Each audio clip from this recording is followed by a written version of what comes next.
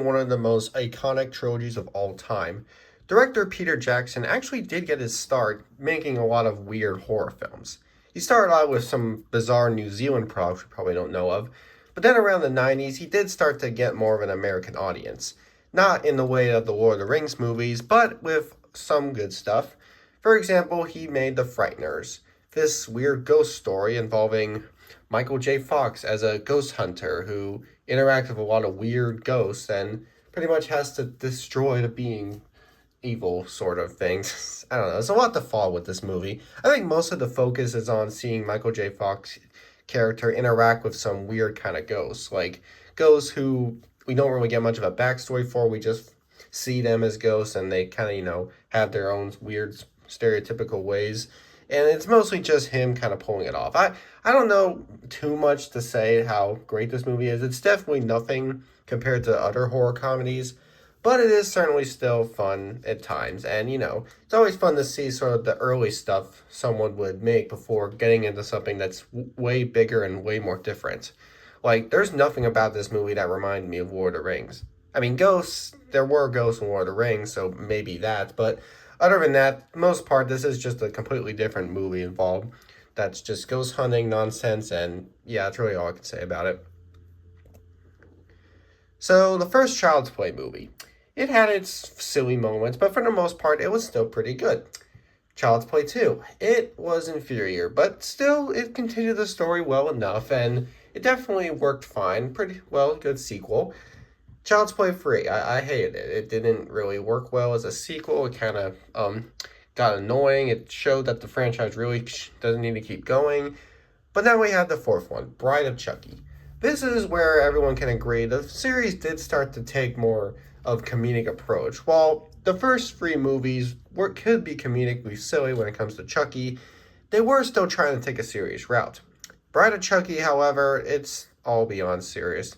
This silly story involving some sexy prostitute, Jennifer Tilly, who is turned into a sexy doll that Chucky manages to kind of take as his girlfriend or whatever.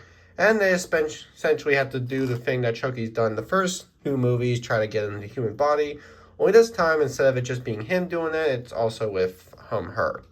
So essentially, yeah, that's just kind of what it is. We do get to see some more characters other than just Andy. He doesn't show up in this movie. But we still get that same gimmick of doll does bad stuff, the human gets blamed because no one would buy such bullshit, and Chucky, has to get his body. The only difference is, again, we have this woman involved. I mean, granted, I guess that can make a difference. I mean, hey, Jennifer Tilly's also fun. But still, it didn't do enough for this movie. I mean, I don't even know if I'm going to really watch any of the other ones. I feel like this franchise really is starting to turn into one of those ridiculous horror franchises where we're getting too much of it. So, yeah, maybe I probably won't, but I'll see. Maybe I'll change my mind at some point. So here we have one of those fun movie horror films from the 2010s. This is Sinister. What do we have in this movie? We have a creepy house involving creepy activity. Haven't seen that before. Yeah, I gotta be honest, it's a good movie, definitely. The movie definitely does work well in terms of being creepy or whatnot. We get this house sort of with this possessed backstory, and it seems to kind of affect with the family or whatever. I watched a lot of movies this month, so I probably can't explain every plot perfectly. But what I can say is that this movie works about as well as most other haunted house movies. Films like Insidious or Paranormal Activity, as the poster mentions, they sort of introduce the idea in different kind of perspectives, which is honestly a good way to look at this movie. It looks at a different perspective of a haunted house. And for the most part, it works, but I'll be honest, what kind of makes this movie fall flat from being as creepy or as good as those movies is just from how slow it is. Like, we kind of seem to run on a lot. It does that problem I have with some horror movies where they seem to kind of we kind of drag on too much. What seems like should have been the end, they just kind of drag on from it as we get more random stuff to the point where when it does end, we're like, is it even the case? And that's kind of one thing about this movie that makes it off in comparison. But, still, I think it's still a nice horror film. It's nothing great, but I'll give it credit for doing a fine job at being creepy in ways. Just feel like some of it wasn't really needed. So here's another horror comedy that really falls flat for obvious reasons. Jennifer's Body has grown a pretty big following. Many people see it as a pretty fun horror comedy. However, I just couldn't get into it. This film involves some lady Megan Fox plays who has some demonic stuff inside of her. She's a demon in ways, but also portrays herself as just a regular woman with weird demonic things that no one can explain. I'm not the best in these kind of talking about some of these movies. But anyway, yeah, that's what it kind of is. It's kind of involving sort of a evil-minded woman who seems to still look at herself as just every regular teen. And that's kind of what it is in this movie. It's one of those typical high school teen flicks, but with the main character being devilicious in ways.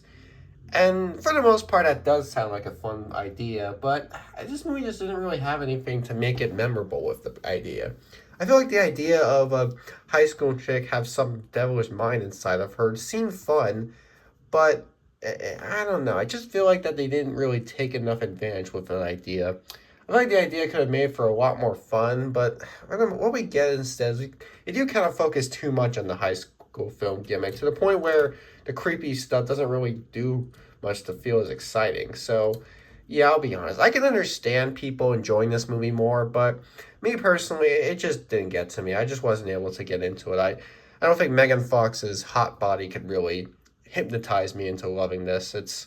I know, wonder if maybe that's something some people focus on why they love it, but I could be wrong. I'm sure that there's something to this movie that makes other people really like it, other than Megan Fox's attraction. From the amazing mind of Stephen King, we have Christine. This is from Stephen King, right? I think, yeah, it's from Stephen King.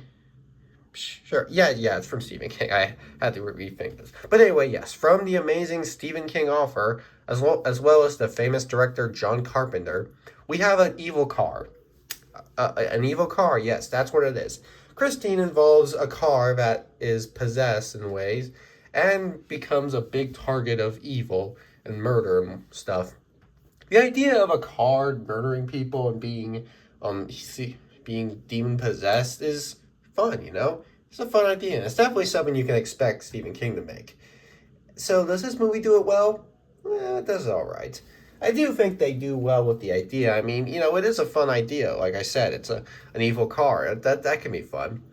The movie does stall at times. It does have some of those issues that other Stephen King movie adaptations have, but I guess I can give it credit. It still does work well with what the idea is. I feel like out of all things I could have done with this idea, this seems like one of those cases where, the idea works best even if even if the best decision isn't top tier.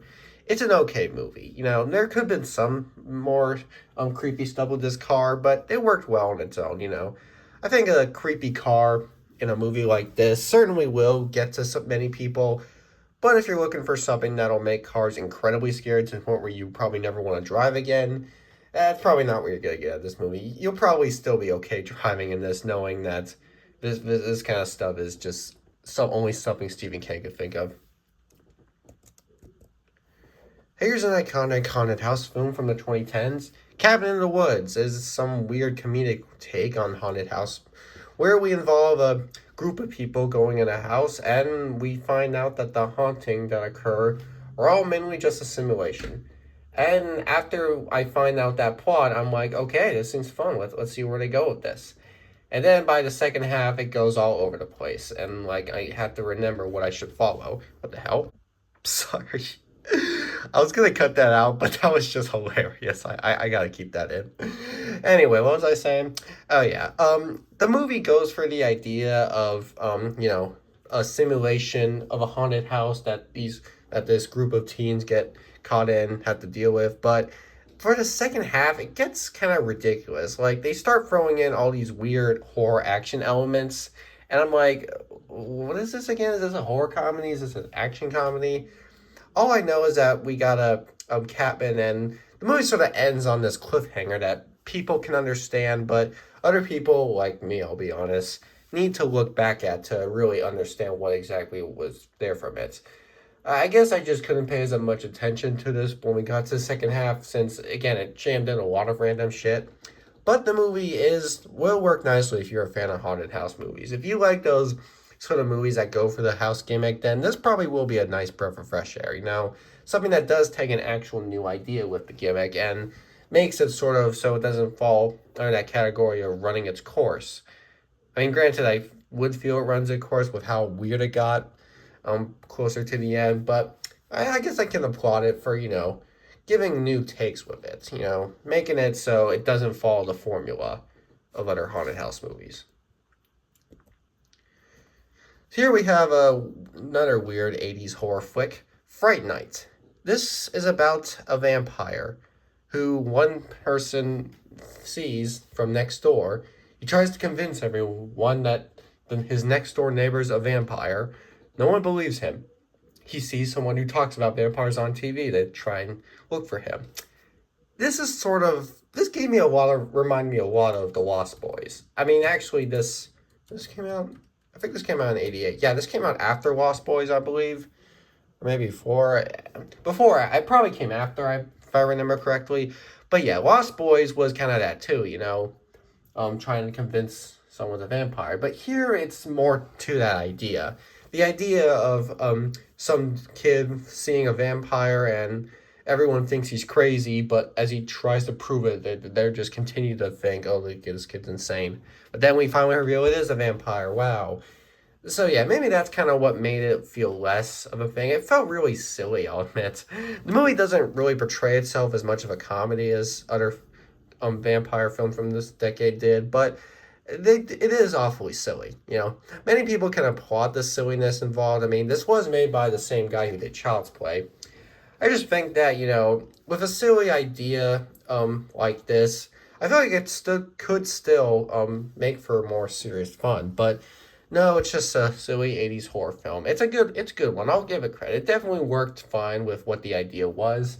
I just think if it was a less silly, then maybe I would have liked it better. But I don't know. Maybe I just felt like it spent less time frightening the idea and more time making it as comedically awkward as it can. Because yeah, this movie can get comedically awkward at times. So maybe I should have watched the original before I just jumped into this remake, but really, this is I can only find this one. So, The Hills Have Eyes remake. This is a story involving a bunch of people getting stuck in the middle of this gross, dusty, not very well satisfying looking area where their only habit they can come to is some creepy people who they, of course, do not look trustworthy. And essentially, they have to put up with the fact that these people are out for their blood. They're hungry for them, and they just got to deal with how creepy they look. You gotta get what it is, It's one of those stories involving one creepy-looking dude who definitely is not someone you want to play with.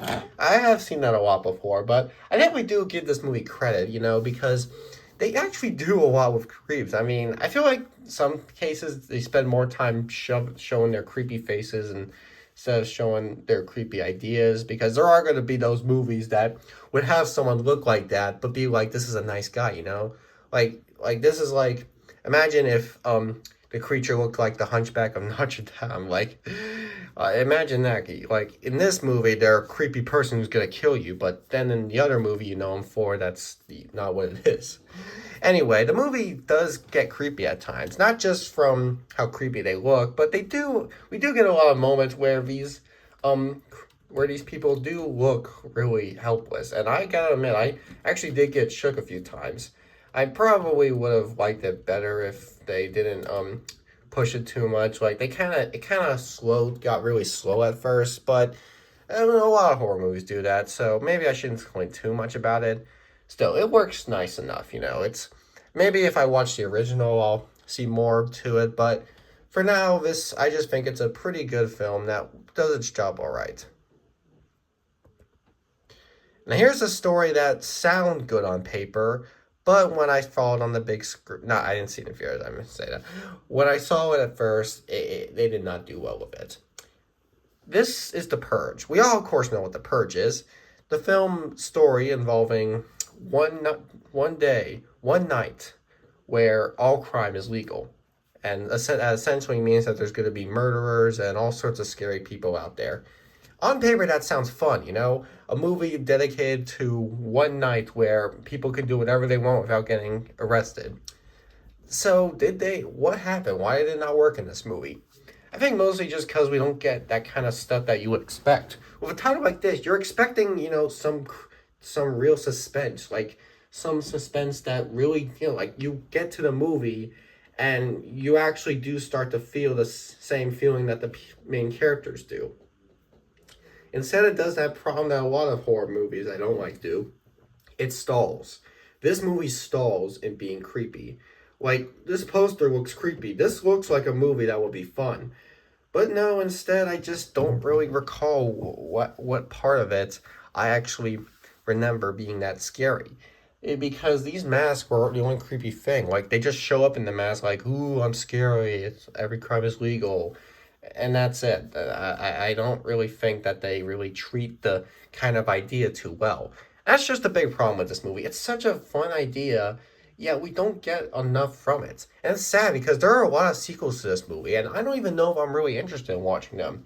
Since I have heard those sequels don't work really well either, which bothers me because this seems like a fun idea. I just wish that we got to see more to it. And maybe there is more to it in those movies and there's just something else wrong with them, but honestly, I don't know. I just think that The Purge is a kind of story that really deserved more attention with. Now, usually I don't want to watch remakes of horror films, but I did. Friday the 13th remake. Honestly, I'll be honest. I actually did think this movie could fix some things from the first one. I like the first Friday the 13th movie, but I do not love it. It's decent. I do not actually think it was great. The movie was fine, but I just feel like there was something to it that didn't make it as fun as it could have been. So I feel like this movie could have done that. But I don't. But at the same time, you're probably wondering why I would think that because yeah, the remake's not good. It's the problem. Pretty much, honestly kind of sort of the same problems as the original, but there's even more problems involved with that. This time around, it does that thing where it builds up so much only for barely so much to happen. Like you see Jason here, you're like, oh, they're gonna show Jason now. They're not gonna wait for many sequels till we can see him in his full action. But no, they still play it off like the same kind of issue in the first movie. The first movie was the very first time we would know about this series. So, considering that this is a remake, I thought that maybe they were going to focus more towards what the other movies did. Instead, though, they just kind of followed the same gimmick of the first movie and they do less with it. Like, the first movie did a lot with when it was introducing its gimmick, but here, they do less. We get less stuff from this big, iconic gimmick. And, I feel like maybe they were trying to make this a new remake series, but why? Come on, why? I thought like when they were remaking this, they were gonna take a look at some of the other ideas from the sequels to kind of make the story more coherent here. But instead, it's just the same story as the first one with less frills involved to it, and that bugs me. Wicker Man. This British film from the 70s is an interesting idea. Definitely one that I thought would have impressed me more, but sadly didn't impress me enough. It's a detective who visits this bizarre island to find a missing girl, only to see how bizarrely weird the people on the island are, and then to later find out this is just some creepy cult that he got himself stuck into. On paper, that seems like a pretty awesome horror film. Unfortunately, though, it's okay. It does well with its gimmick. I mean, by the time the movie ends, I was definitely invested with how this worked, but I think only my biggest problem with this movie and why I don't consider it any better than just decent is just the lack of scares. Majority of the film involves these people being weird at this island. I know it's there to set up what we're gonna expect from these fellas later in the movie, but we get a lot of that. Like the suspense, the twist isn't until the movie's already still have 5 minutes left. Like, I'm just saying, like, we don't get to that big twist until closer to the end of the movie. So I feel like we spend too much time in this movie seeing this weirdness. And, sometimes you could argue that weirdness works great with suspense, but in my opinion, I just feel like it could have been more. It was a fine movie. The gimmick is great, I do not plan on watching Nicolas Cage's version anytime soon. We all know how ridiculously bad that one has been known for. But still, I think this one works pretty well. And I'm probably just the minority for saying it's just decent, but I don't know. I don't know. I still recommend it. Another Stephen King story. This time we got one told by the man who directed two of his greatest adaptations, Shawshank Redemption and The Green Mile. We all have seen those movies. People can agree those are some of the greatest Stephen King adaptations ever. And the director of those returned to make The Mist, a horror film involving a evil, poisonous mist that creates a bunch of creatures who surround the mist and no one can go to it. It's pretty much something that's taken over the entire planet. And so we have this grocery store that so many people isolate themselves in to hide from the mist. The idea is fun. You can definitely tell it's a Stephen King idea. Mist, it's a scary thing in this movie. You're scared of it. You don't want to go to it. And yeah, this movie does a good job at showing what kind of creepy stuff you can't see. So yeah, I think that works. So why is this movie still rated lower than usual? Well, I'll admit, they do show the creatures in their CGI form, and I gotta admit, the CGI form doesn't really look that good. I mean, I'm sure they're not trying to look too realistic since they are made up creatures for a fantasy, but I don't know. Still think they could have looked better. I also feel like some of the interactions with them don't really go anywhere. Like, we get these other people who make conspiracies, people who think of dumb ideas. Like, it just bothers me how little those people serve. How their purpose doesn't really add much. But I think the biggest thing we all can agree makes this movie memorable is, of course, the ending. Do I want to spoil the ending? You know what? Normally I would, but this time I'm not going to. What I am going to say, though, is that I was mixed on it, Because, the ending to this movie was different than the ending to Stephen King book I heard. However, Stephen King himself has stated that he much prefers the way that this movie tells the ending. He actually prefers the movie over his adaptation, over his book. So, that means it should be an awesome ending, right?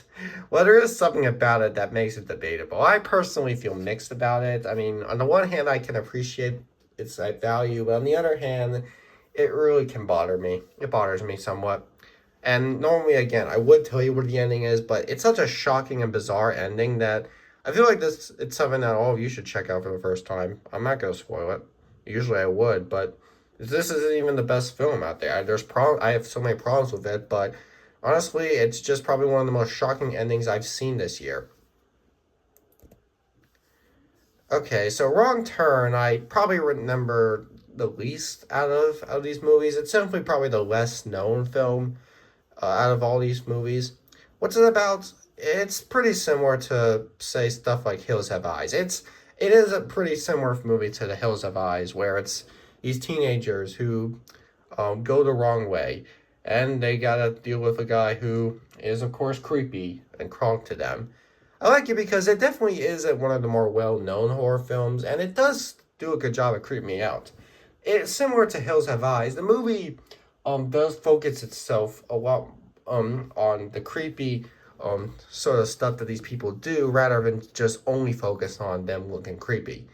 So yeah, that's kind of what the movie does. And even though it's probably not very memorable to many people, I give this movie a pass because it's fun. It does scare me, it is creepy, and it does have a good pacing to it. So even if it's not incredible stuff, I do like it more than probably what most people say about it. I think most people just don't remember it, so they don't really have many things to say about it, but I gotta give this movie credit. It works nice when it can. For another film from John Carpenter, however, this time it isn't from Stephen King. However, it is focusing on something that I did just talk about that Stephen King did make. But instead of it being a mist, it's just a fog. The Fog is the story of a fog that is, of course, causing some big issue that no one can see. That issue, a serial killer who pops in out of nowhere since there's fog surrounding him, and he's able to kill whoever he can with the fogs following him. So this movie also involves Jamie Lee Curtis just after her success in Halloween. And so yeah, we get to see John Carpenter and Jamie Lee Curtis collide for this adventure. That should be fun, right? Well, even though it's not as fun as Halloween was, this actually is still a very fun movie. Do I think it's better than The Mist? Maybe I shouldn't compare them too much, but I do think that this movie does have a fun thing to it because, yeah, the idea of the fog used for horror is a pretty good idea, and even if the gimmick can come across as really silly like most gimmicks, they still utilize the gimmick well enough. So I give this movie the credit. The idea of having the fog be portrayed as it is in this movie was certainly fun. It was nothing amazing. It definitely didn't impress me as much as stuff like Halloween did, but it worked as well as it can. And now we have a silly horror comedy. What started as just a basic horror comedy that I was gonna be like, okay, this is gonna be funny, but also creep me out. It then just became seriously satirical. Like, by around after the first bit of the movie, I could not take the rest of it seriously. It's about this teenager who has this hand that he can't control and causes murder without him knowing it at all. Yeah, it's essentially about some dude with a possessed hand. Sounds fun, right? Well, yeah, this movie goes beyond that. It is silly to the bone. Like, he has these friends played by Seth Green and I don't know the other actor's name, but after they're killed, they're like, okay, well, they just got killed off later. But then later in the movie, they just come back as undead beings with their possessed bodies, and it's just like, okay, this is going to be the most silly comedy horror film I'll be seeing this month. Because, yeah, Idle Hands has a lot of silly stuff to it. The hand itself is silly. It did seem like a silly premise, but I was honestly at first thinking it was actually going to take itself more seriously than it actually did. And while I do love some good comedy, I feel like maybe this could have been more serious because it is a pretty genius idea. I feel like it's not ready for this kind of satirical take on it just yet, but still, I'm always fun for satirical stuff, and this movie can't be hilariously weird. So, if you're into weird, hilarious comedy like this, then you probably should enjoy this movie. So here we have Candyman.